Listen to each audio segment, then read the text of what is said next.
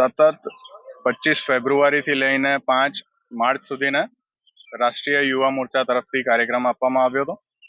અમારા પ્રદેશના યુવા મોરચાના અધ્યક્ષ પ્રશાંતભાઈ કોરાટ અને વડોદરા શહેરના અધ્યક્ષ શ્રી ડોક્ટર વિજયભાઈ શાહ સાહેબના માર્ગદર્શનમાં દરેક શક્તિ કેન્દ્ર દીઠ યુવા ચોપાલનું આયોજન કર્યું હતું. મને કહેતા આનંદ થાય છે, વડોદરામાં 1919 વોર્ડમાં અને 306 માંથી 200 થી વધારે શક્તિ કેન્દ્રમાં યુવા ચોપાલ અત્યાર સુધીને થઈ ગઈ છે. અને આજે એક મહા યુવા ચોપાલનું આયોજન કમાટીબાગ સ્થિત એમ્ફી થિયેટર કરવામાં આવ્યું હતું, જેમાં અલગ અલગ યુવાનો આવનારા વર્ષોમાં જ્યારે આપણે 75 વર્ષ થઈ ગયા છે આઝાદીના અને અમૃતકાળમાં આપણે છે, તો આવનારા 25 વર્ષમાં ભારત કઈ દિશામાં આગળ વધશે અને એમની શું પરિકલ્પના છે આવનારા વર્ષોમાં ભારત માટેની, એની માટેનું અત્યારે પોતાના વિચારો મૂકશે.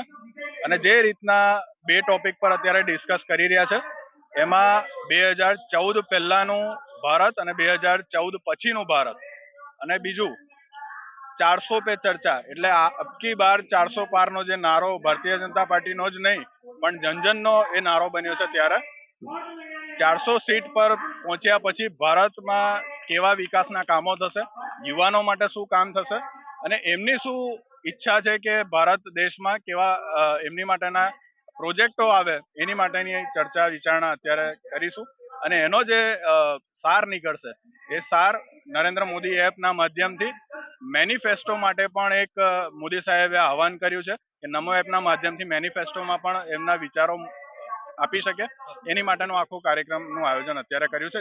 માનનીય મોદી સાહેબે જ્યારે વિકસિત ભારત સંકલ્પ યાત્રાની શરૂઆત કરી ત્યારથી એમણે 2024ના લોકસભાના ઇલેક્શનમાં લોકોની આકાંક્ષાઓને પૂર્ણ કરવા માટે એમની પાસેથી સજેશન લેવાની શરૂઆત કરી. મહિલા હોય, યુવાન હોય, જે લોકો રોજગારી આપે છે તેવા વેપારીઓ હોય, સમાજનો શિક્ષિત વર્ગ હોય, એમની મોદી સરકાર પાસે શું અપેક્ષા છે એ જાણવા માટેનો એક પ્રયત્ન છે. આજે એમ્ફી થિયેટર ખાતે વડોદરા શહેરના ભારતીય જનતા પાર્ટીના યુવા મોરચાના માધ્યમથી આ યુવા ચોપાલનું આયોજન કરવામાં આવ્યું છે.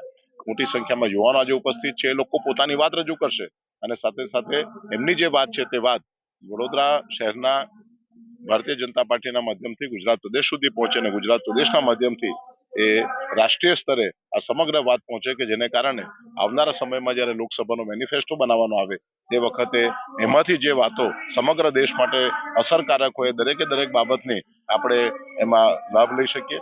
આજે આ કાર્યક્રમનું આયોજન ભારતીય જનતા પાર્ટીના યુવા મોરચાના માધ્યમથી એટલે કે પાર્થભાઈ અને એમની સમગ્ર ટીમના દ્વારા કરવામાં આવી રહ્યું છે. અને કાર્યક્રમમાં અમારા મહામંત્રી શ્રી રાકેશભાઈ, અમારા સત્યનભાઈ, નગર પ્રાથમિક શિક્ષણ સમિતિના ચેરમેન વિનેશભાઈ અને સૌ કાર્યકર્તાઓ ઉપસ્થિત છે.